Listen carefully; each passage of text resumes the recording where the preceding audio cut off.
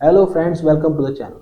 आज हम बात करेंगे सीयूटी 2024 में कैसे 700 प्लस स्कोर कर सकते हैं। क्या ये पॉसिबल है? ये बिल्कुल पॉसिबल है। कुछ चार पांच चीज़ें आपको ध्यान रखनी है। अगर आप वो कर लेंगे तो इस बार सीयूटी 2024 में आप रॉक कर देंगे। अब क्या वो चीज़ें हैं? पहले तो हम ये समझते हैं कि क्या सीयूटी क्लियर किया जा सकता है पहले अटेम्प्ट में। और जैसे कि आप जानते हैं आपका सीबीएसई 12th का बोर्ड का एग्जाम भी पास आने वाला है। अब बोर्ड पे ध्यान दें या सीयूटी पे ध्यान दें, क्या करना है और कैसे हम दोनों को हैंडल कर लें, ये सारी बातें इस वीडियो में हम करेंगे। चलिए देखते हैं दोस्तों, क्या वो चार पांच चीज़ें आपको ध्यान रखनी है ताकि इस बार सीयूटी में आप 700 प्लस स्कोर कर पाए। जैसा कि जानते हैं, पहले तो आपको पता होना चाहिए सिलेबस। सिलेबस आपको कहाँ मिलेगा?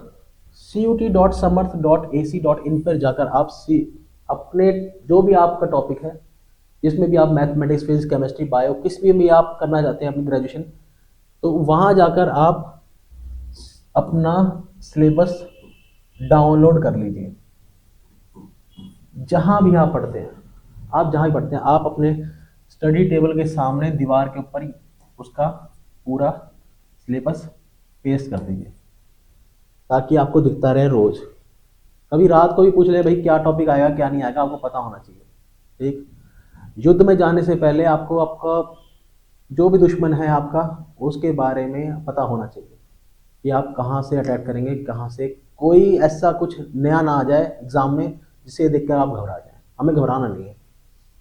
ठीक। क्या करिए, सिलेबस को पहले पेस्ट कर लीजिए स्टडी टेबल के आगे। ठीक। पर क्या उससे बात बन जाएगी?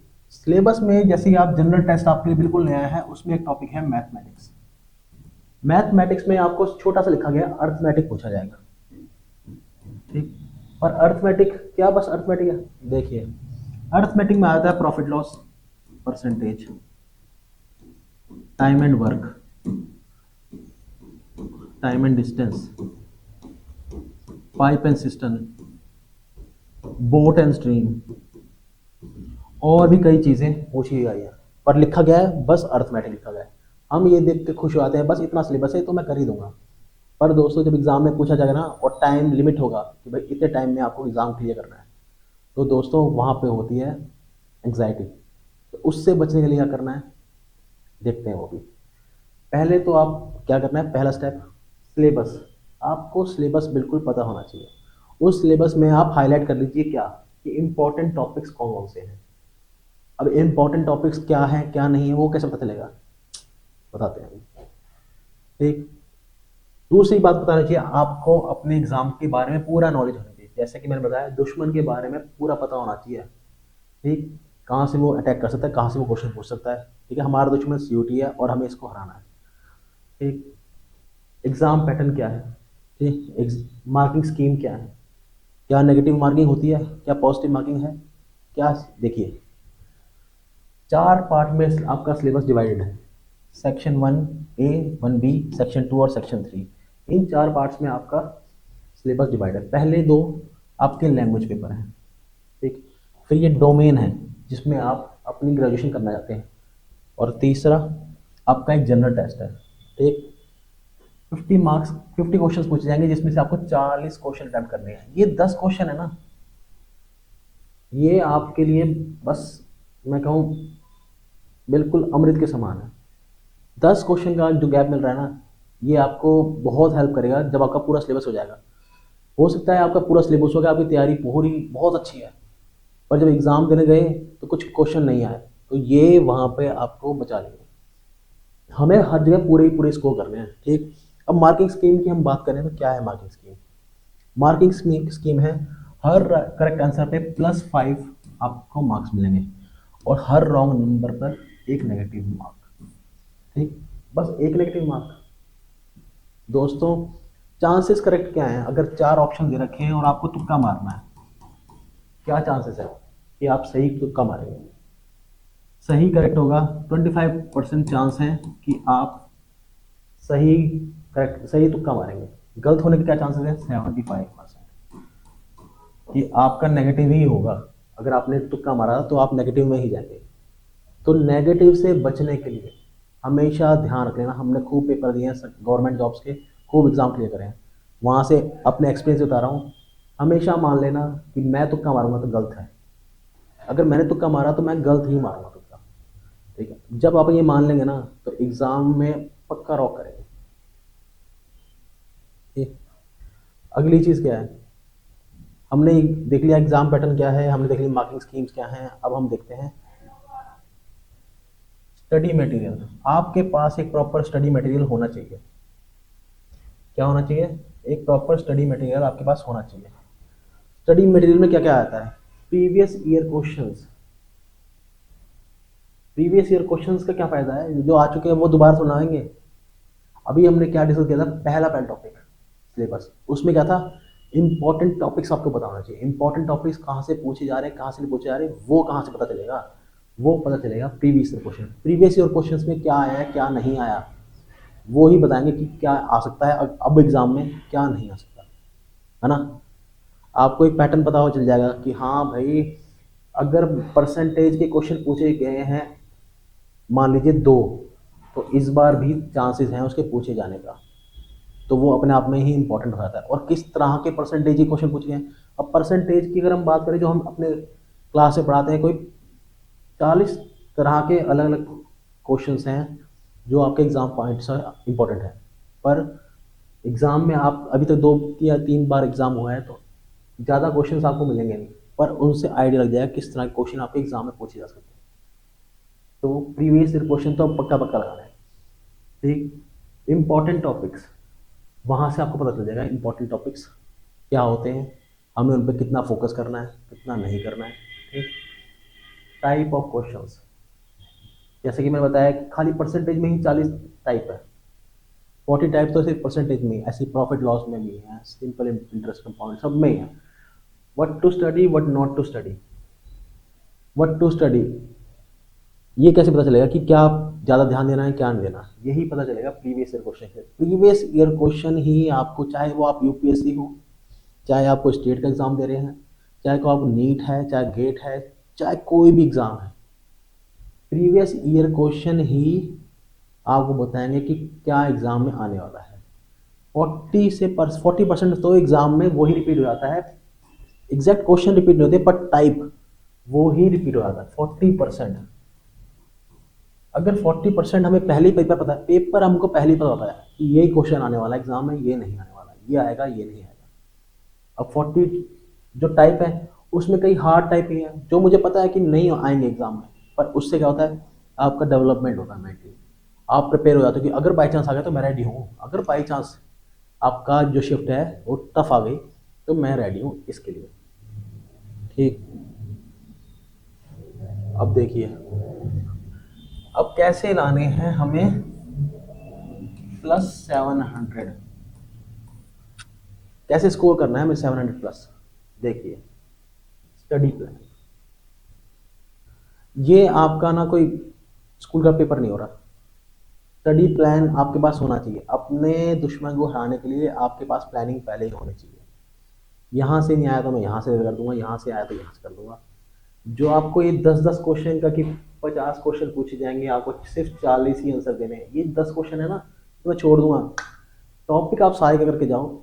ये स्टडी प्लान आपका होना चाहिए कि अगर बाई चांस, देखिए परसेंटेज में जैसे कि मैंने बताया 40 डिफरेंट टाइप्स के क्वेश्चन पूछे जाते हैं। ठीक, आपके पास टाइम कितना है, 100 डेज, 100 डेज का टाइम है। क्या आप पूरे 40 टाइप्स अपने हाथों में कर लेंगे? नहीं, क्योंकि उसमें कुछ 4-5 टाइप ऐसे हैं जो थोड़े टफ है। अगर बाई चांस एग्ज़ाम टफ आ गया तो हम वहाँ से देख लेंगे। पर अब जैसे कि आपके पास सिर्फ 100 डेज ही हैं क्वेश्चन एग्ज़ाम के लिए, तो आप इसमें मास्टर कर लेंगे शायद 32 टाइप्स या 35 टाइप्स, और 5 से 6 टाइप के क्वेश्चन आप यहाँ से छोड़ देंगे, ये सोचकर कि अगर ये एग्जाम में आते हैं मैं रेडी हूँ, 32 और 35 टाइप्स के इन तरह के क्वेश्चन आएंगे मैं पक्का कर दूंगा या मैं पक्का कर दूंगी। पर ये 5 से 6 कोई तरह के क्वेश्चन आ गए तो क्या करना है, तो मैं छोड़ दूंगा, यहाँ मैं अपना ये वाला गेम यूज़ करूँगा 50 में से 40 वाला, है ना। हमें पूरे तैयार करके चलना है। डेली प्लान, हमेशा स्कूल छूट रहा है, मैं मानता हूँ आपका स्कूल छूटने वाला है, स्कूल ओवर होने वाला है। कुछ बच्चों को एक्साइटमेंट होगी कॉलेज जाने की, कई थोड़े नर्वस होंगे कि भाई ये स्कूल छूटने वाला है, थोड़ा हाँ इमोशनली अटैच्ड हैं। पर क्या करें, आपका सीबीएसई का एग्ज़ाम भी आने वाला है और आपका सीयूईटी का एग्ज़ाम भी आने वाला है। ये होगा और ये भी होगा। ये तो आप अगर क्लियर कर लेंगे, अच्छे नंबर ले भी आएंगे, पर अगर आपका एक साल ड्रॉप हो गया क्योंकि आप सीयूटी की प्रिपरेशन नहीं कर पाए, तो क्या ही फ़ायदा। इतना अच्छा हो अगर आप यहाँ पे 80 से लेके 85 लगा लीजिए, ठीक, यहाँ पे लगा लीजिए आप कि आप 85 से लेकर 90 तक स्कोर करते हैं और यहाँ पे भी आप 7-10 प्लस स्कोर कर लेते हैं। सीबीएसई में अच्छा स्कोर कर दिया आपने, 85 से 90 डिसेंट स्कोर है, 95 96 का, पर कोई फ़ायदा नहीं हो रहा ना हमें। आप ये देखिए कुछ फ़ायदा हो रहा है, कोई नहीं पूछेगा। पर 85 95 भी डिसेंट स्कोर है, पर आपका ये सीयूटी का स्कोर आ गया तो पूरा पूरा एक साल बच जाएगा आपका, अच्छे कॉलेज में एडमिशन हो जाएगा, है ना। ज़िंदगी मूव करती रहनी चाहिए, वेट मत करो कि पूरे साल फिर आप सीयूटी तय करो, वही पढ़ना है। एक मान लीजिए 2 डोमेन है, एक इंग्लिश है एक हिंदी है, ले लिया आपने डोमेन। जो आप 12th में पढ़ रहे हैं जिसमें आप 95 96 स्कोर करने की कोशिश कर रहे हैं, तो यहाँ पे भी सेम ही पूछा जाएगा 12th लेवल का। यहाँ पे भी आप डिसेंट स्कोर कर लेंगे, यहाँ पे भी कर लेंगे, यहाँ पे कर लेंगे। एक जनरल टेस्ट पढ़ना है आपको, यहाँ पर फोकस डालना है, सही गाइडेंस सही जगह से मिल जाए, सही जगह से नोट्स मिल जाए, बस इतना ही खेल है नहीं तो टफ टफ है ही। यहाँ पे थोड़ा डिसेंट आ गया, यहाँ पे थोड़ा, यहाँ पे आपने स्कोर संभाल लिया, या हल्का फुल्का संभाल लिया, थोड़ा बहुत गया गया पर संभाल लिया, 700 प्लस जस्ट क्रॉस भी कर गए, दिल्ली यूनिवर्सिटी में एडमिशन हो जाएगा, ठीक। तो डेली प्लान होना चाहिए कि भाई मैं सीयूटी के लिए भी साथ साथ पढ़ता रहूँ थोड़ा। जब एग्ज़ाम से 15-20 दिन पहले आप छोड़ देना, पर एग्ज़ाम तक ऐसा नहीं कि अभी से पढ़ना छोड़ रखा है, आखिर में देखेंगे, आखिर में कुछ नहीं होता। इतना सारा बर्डन हो जाएगा, एक बबल हो जाएगा प्रेशर का, वो बबल फिर आपके ऊपर ही फूटेगा। डेली एक टारगेट प्लान होना चाहिए, एक वीकली प्लान होना चाहिए कि इस वीक में मैं यहाँ से लेकर कि मान लीजिए इस वीक में मैं परसेंटेज ख़त्म करूँगा या करूँगी, रोज़ मैं 2 टॉपिक लगाऊंगी, फिर 2 फिर 2 फिर 2 फिर 2, आखिर में वीकेंड पे, संडे को वीकेंड पे मैं देखूंगा कि भाई क्या मैंने कर पाया, मैं सारा क्या मैंने पूरा टारगेट कर लिया। और टारगेट ना ऐसे नॉनसेंस मत बनाना बिल्कुल कि मैं तो ये भी कर लूँगा, मैं तो वो भी कर लूँगा। फिर उससे क्या होता है, अगर आप जब टारगेट हिट नहीं करते ना, तब आता है डिप्रेशन। अब अरे कल कर लूँगा, फिर कल करूँगा, फिर वीक आ जाएगा, अरे मैंने तो कुछ करा नहीं, फिर कल कर लूँगा, परसों करूँगा, फिर वीक आ जाएगा। तो छोटे टारगेट बनाओ, अचीवेबल टारगेट बनाओ, ठीक है। यही हमारा लास्ट है, मेक अचीवेबल टारगेट।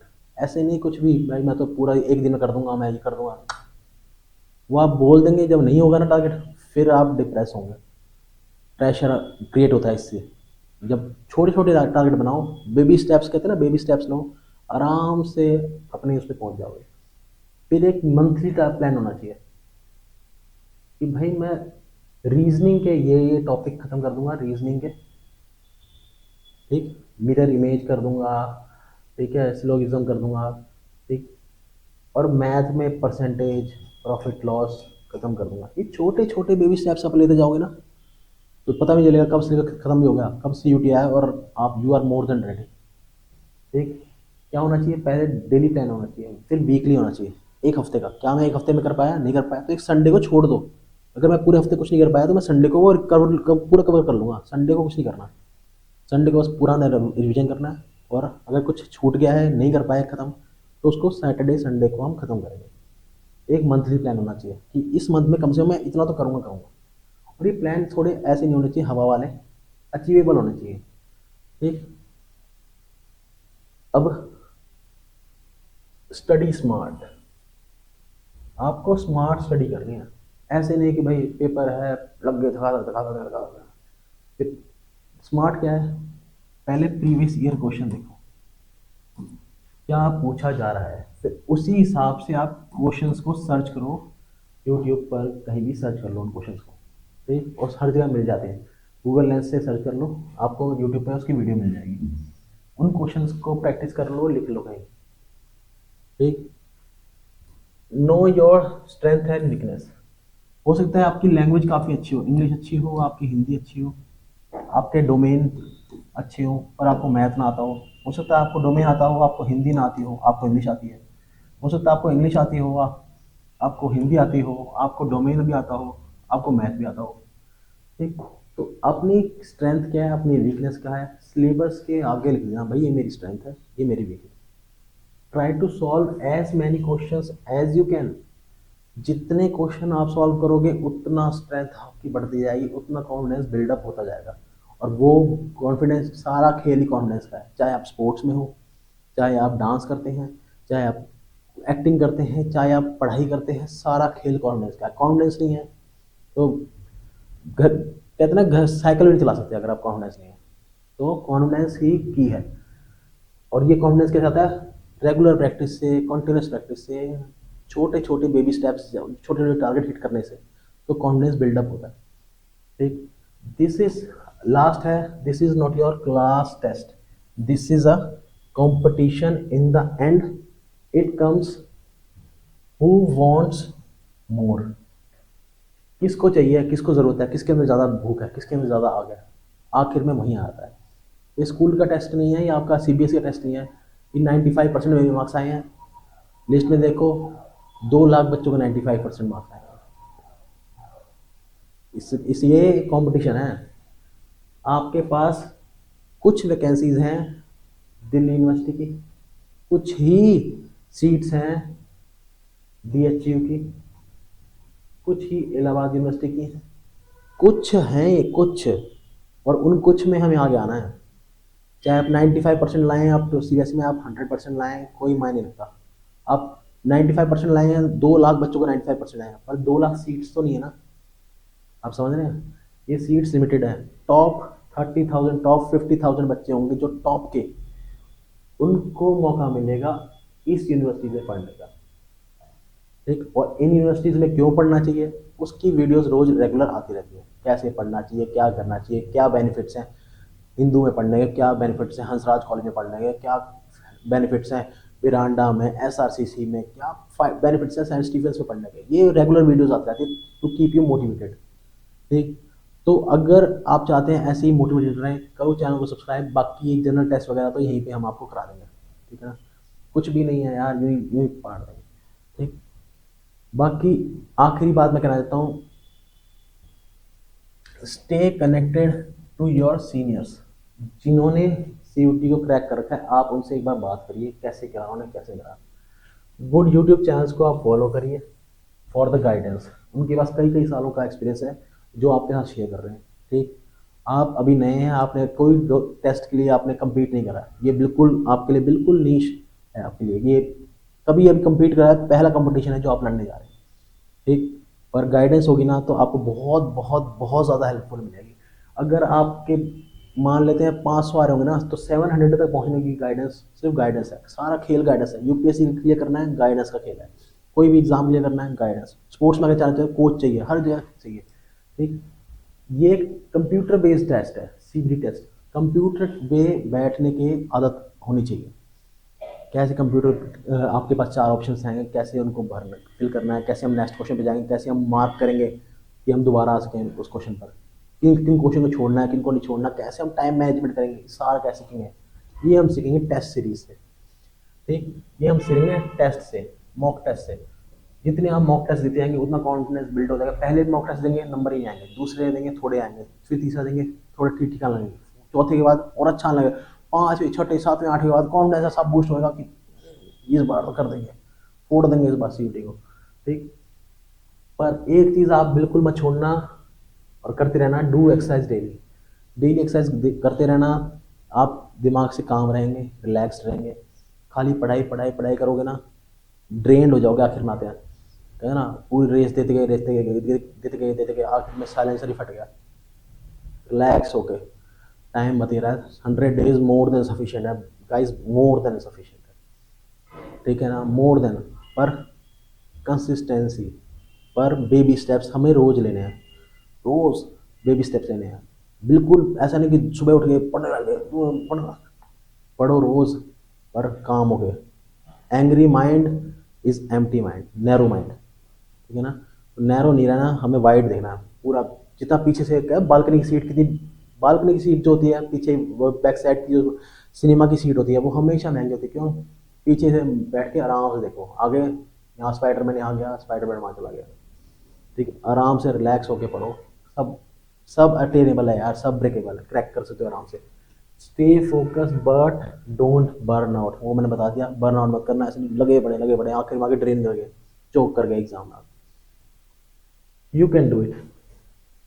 क्यों? क्योंकि ये एग्ज़ाम बहुत इजी है, क्रैकेबल है, इसलिए 700 प्लस कट ऑफ जा रही है, क्योंकि इजी बहुत है। आप भी क्रैक कर सकते हैं, सही गाइडेंस आपको मिलेगी ना, आप आराम से क्रैक करेंगे। अब सही गाइडेंस के लिए क्या करना है? चैनल को फॉलो करो, अगली वीडियो मिलेंगे, फिर से बात करेंगे सीयूटी के ऊपर। तब तक के लिए खूब मन लगा के पढ़ो, और आज की वीडियो के लिए बस थैंक यू और all the best, take care.